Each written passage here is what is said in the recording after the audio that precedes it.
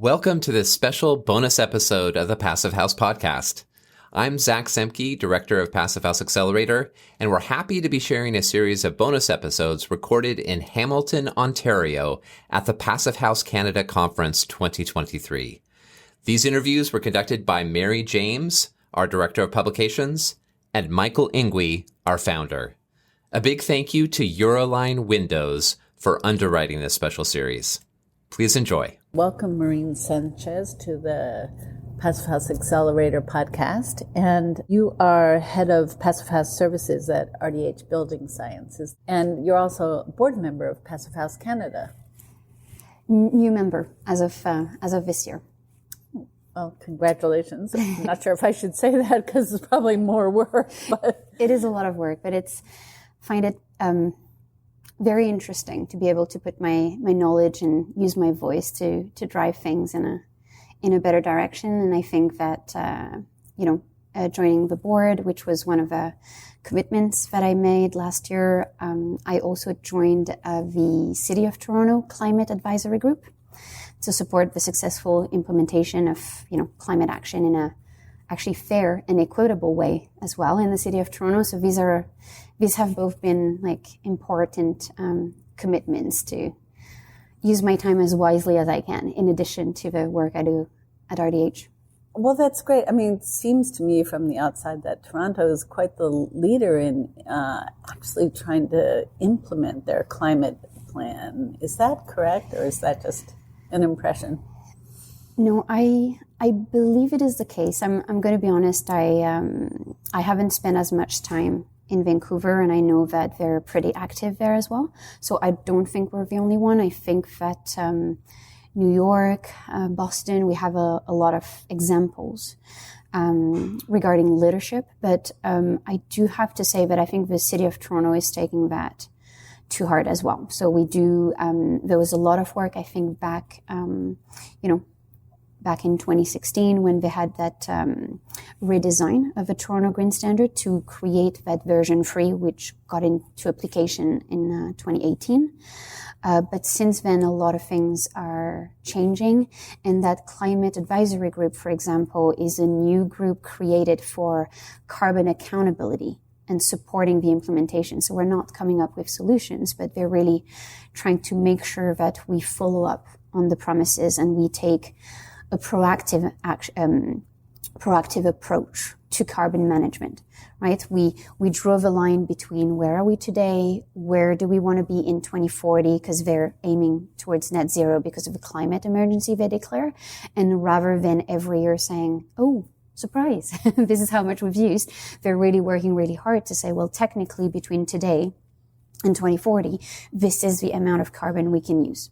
How are we going to use it? When are we going to use it? Where are we going to use it?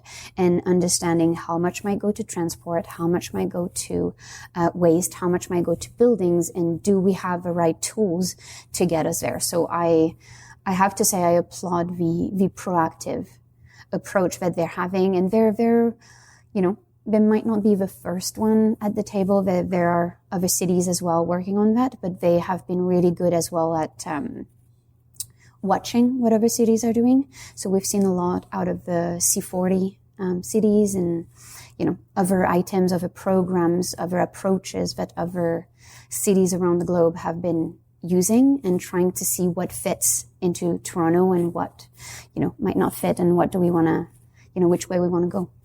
That's very exciting. And do you know off the top of your head, and if you don't, that's fine, what percentage of carbon emissions in Toronto come from buildings? Oh, it's more than 50%. Yeah, I teach quite a lot of courses. And when you start zooming in into Toronto, Vancouver is the same.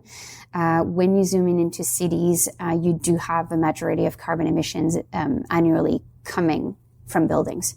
So I don't have the exact percentage, but it is more than 50 plus. And you have then transport and waste. So almost a more accentuated picture of the one we're seeing more throughout the province or throughout the country. Yeah. So can I just ask how it is that you became head of Passive House Services at RDH? How did that come about? And how long have you been working there? Oh, that's an interesting question. Nobody asked it yet. So I have been working at RDH for 5 years now. So I used to practice in the UK. I was practicing there for about 10 years. And then in 2018, I packed my bags and brought my energy to Canada to trying to make more of a difference. And more or less at that time, RDH had a pretty established passive house practice around Vancouver, because Vancouver, for the code and legislations, had already recognized the passive house standard pretty well, whereas it wasn't the same in the rest of the country and in the state as well. However, we have a ton of really clever people at RDH, and they are, disseminated in a lot of different offices. And I took on the role to start getting off the ground passive house services to start with in Toronto, which is where I was based, before then moving on to other offices. And so more or less by acting into that role of really trying to empower as many teams as I can, both internally within RDH, but also externally, because I still do a lot of project work and I spend a lot of time being client-facing. That part of the job is something that I really, really enjoy, like that knowledge sharing, that empowerment, to say, because we can't tackle it all. Energy consultants are not the answer to the climate crisis. Like, it's going to take us, it is going to take all of us. And so I'd say that even if it's hard, because change is hard, and you're asking people to act out of their comfort zone, you're asking them to change their processes, the way they've normally done it. But when we come at it from with empathy and with understanding, putting yourself into your client's shoes or into your design team's shoes, and explaining why the goal has changed, what the new goal is, and what are the tools we can use to get there really smoothly, the answer has been really, really positive. And I can see that out of, almost 15 years of practice, I found a pretty effective way, I would say, to convey that to client groups and design teams. And so it was only natural to almost keep that approach internally within our firm, where I now work extremely closely with our Boston office because of the Massachusetts new stretch code, and things are accelerating heavily there. So we're trying to give them everything Vancouver and Toronto has learned already, so that they can get there faster, get there in a better way. Same with our California offices. Seattle is starting to dip their toes in the water. So it's been really, really interesting to just make sure that I get to distribute as much of the knowledge and experience and lessons learned and what not to do to the rest of the team, so that they can get there faster. So that's interesting that you mentioned California, because that's where I live. And it seems to me that passive house is still such a minority of any work that's done in California. But do you see cause for optimism there? Well, I think definitely Vancouver, Toronto, Boston, New York are ahead of the game. Like, I'm not going to say that California is right there. However, I do think that with the talks that are happening, they're the right talks. We're also seeing a bit more use of mass timber, of panelized systems, of modular systems as well.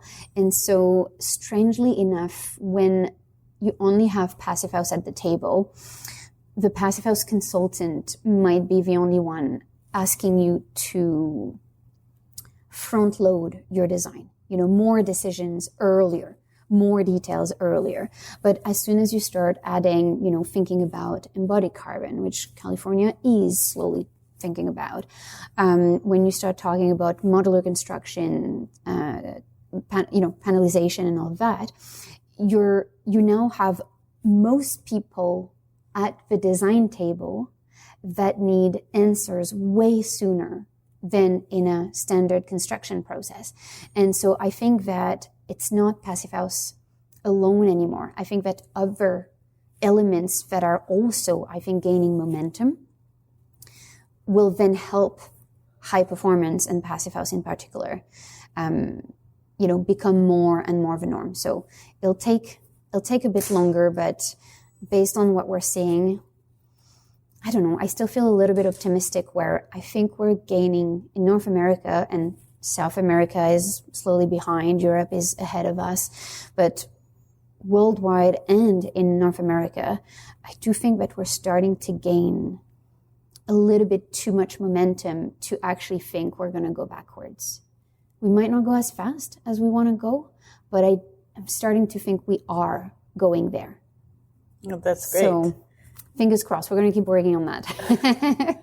So speaking of some projects where you've actually been more hands-on, you've been working with at least 3, I think, student residences, large-scale student residences. Yeah, three where we have been designers, and others where we've also been certifiers and talking to others as we speak. So it's been an interesting journey to dive into the institutional world and again trying to deliver larger projects to have more of an impact at a larger scale. If you think that several hundred students will go through these buildings every year, that adds up to a lot over, the next 5 to 10 years. So again, trying to have an impact this way. Right. Change their expectations of what a building should be like. Right. Yeah. Yeah. And their experience. So you're going to be speaking tomorrow about the University of Toronto Scarborough residence. Is that true? Yeah, as well as the University of Victoria. So there's 2 sessions back to back. And we don't have the contractor for the University of Toronto, but we do have the contractor joining us for the University of Victoria, co-presenting about the lessons learned during construction. And the University of Victoria project is finished, right? One of the 2 buildings, because the project is a complex. Right. And building 1 was completed and has been occupied since September 2022, but building 2 is still under construction. And building 1 is the one with the commercial kitchen, right? It's the beast. So have you gotten feedback from how the commercial kitchen is working? Not yet, not a lot. So what we have, I went there for the final tightness test so that at least I could touch and feel the kitchen, which was just almost a dream come true after designing it for so many years. But we know that the operation since September has been pretty good. Like there hasn't been any large issues, but it shouldn't stop there. Like we need to start monitoring this, but the monitoring of the building is a little bit complicated as well. And some of the, submetering and commissioning, like measurement and verification, is just taking a little bit longer to all have settled, within the BMS. So we've been supporting the University of Victoria to help tidy that up and get it all working. So I think we're going to have to wait a little bit more to start seeing utility bills and what we can get out of that. But that's definitely on the plans. And we're also talking to UBC, who is very interested with, passive house projects. They have large, student beds, redevelopment that they're planning, and a lot of that, some commercial kitchens might end up in the entire complex that they're redeveloping. And they're also starting to monitor or get utility bills out of the existing kitchens so that we can start having better better data and better comparison, because I think out of the 3 years of design onto this, on these commercial kitchens, the same with the University of Toronto, we have a much better understanding of the typology, but we don't have enough monitoring data to then confirm that our understanding is exactly as it should be, or our understanding is right, but some of the order of magnitude in terms of what actually gets used, during the day when you start planning all your meals and you just let the chefs and, the staff loose into their kitchen to deliver what they have to deliver. How does that exactly correlate with the assumptions that we made with them back during the design stage. So I'm very excited about starting to get this data and get a better sense of how much we've actually achieved in practice. Well, that UVic residence with the commercial kitchen, it was such a pilot because really there hadn't been any passive house commercial kitchens in North America yet of that size, right? And certainly not to that size, because we had seen a few back in Europe, but again, they were nowhere near the size of the University of Victoria one, where, we're still at like 9,000 plus meals a day, which to me is still mind-blowing, but it has been incredibly useful to dive into that typology and learn a lot more, because I was literally catching up with somebody else during the conference, and a lot of passive house buildings have this mixed-use typology where we might have lower levels with some retails, which might include the commercial kitchen. So I still get a lot of questions like, Maureen, I need to talk to you about commercial kitchens. So this one hasn't, this is still what's happening to me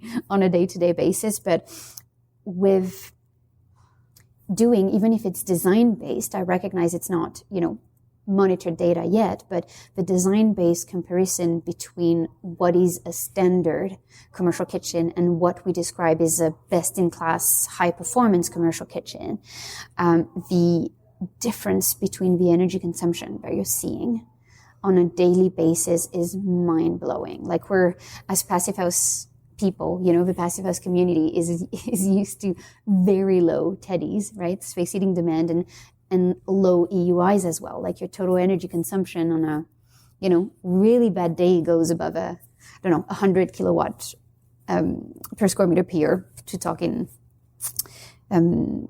metrics. And yet you look at these kitchens and they're going to have like their energy use intensity can be anywhere between the 200 to like 600 kilowatt hour per square meter per year, right? So again, not to be judged necessarily on a square meter basis, because you need to translate it back to the number of meals, right? The more meals you produce, the more you should be, the more allowance you should be given, because it's related to the service, to have a fair metric.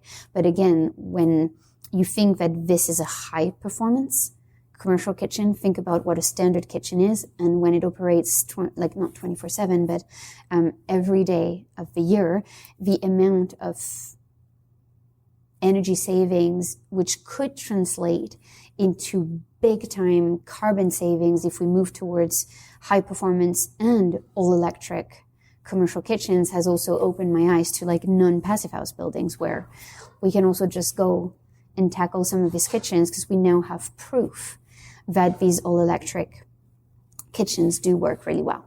And it's not just from an energy standpoint, it's not just from a design standpoint with the kitchen consultant, providing that awesome design.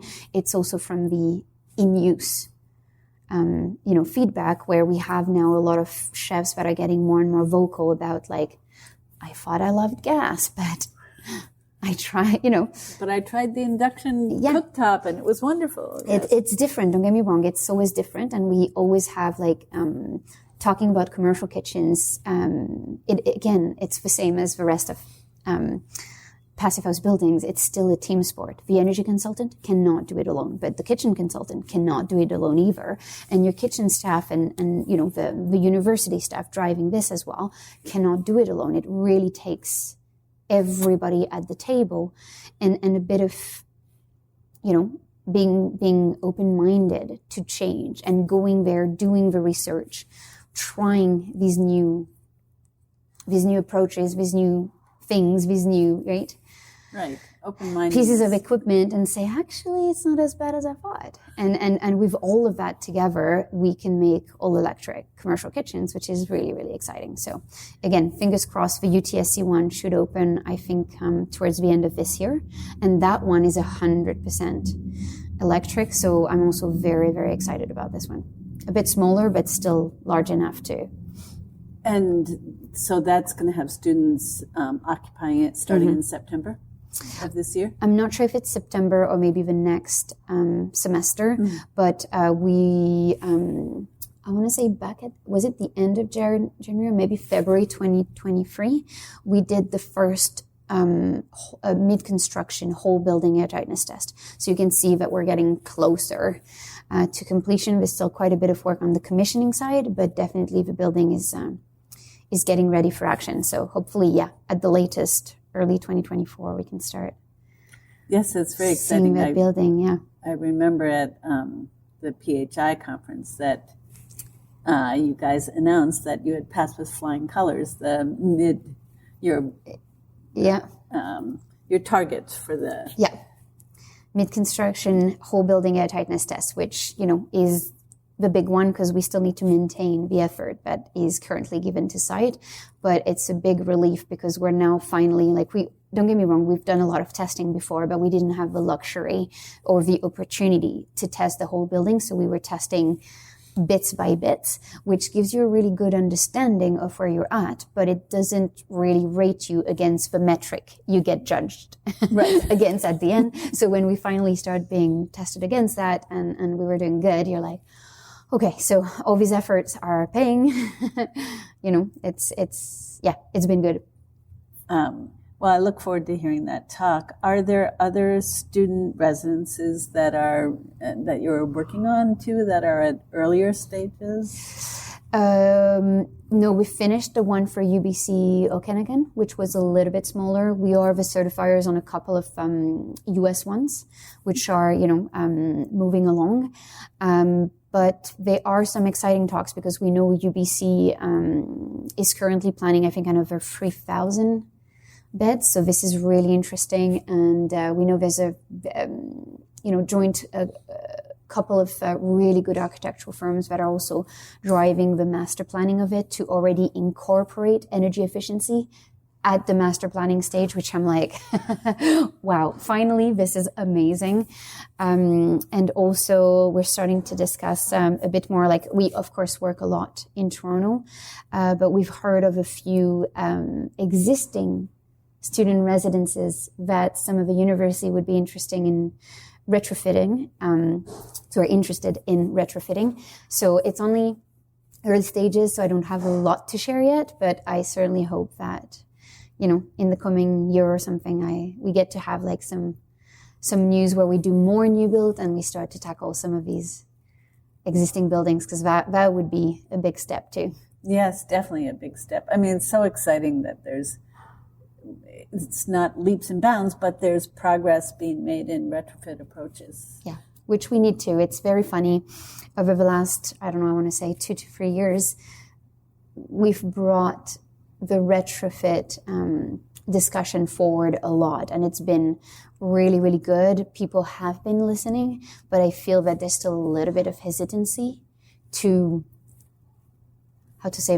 commit to the actual delivery of the project. So I'm really hoping that with a few more projects out of the ground, in the GTA area and Greater Toronto area for those. Sorry. Yes. Same, BC and in the US as well, because New York is going to lead the way on that topic as well. So I'm really hoping that things will also accelerate on the existing building front in the coming years. Yes, I hope so too. Now, just returning briefly to your Passive House Canada board member status, are there initiatives that you're excited about that are coming up, or?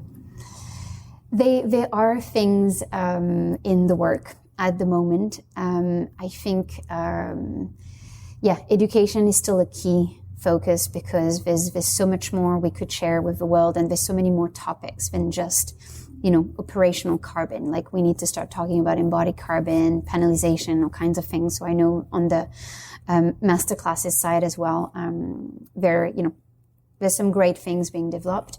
There's some announcement tomorrow, so I'm not going to have a spoiler alert.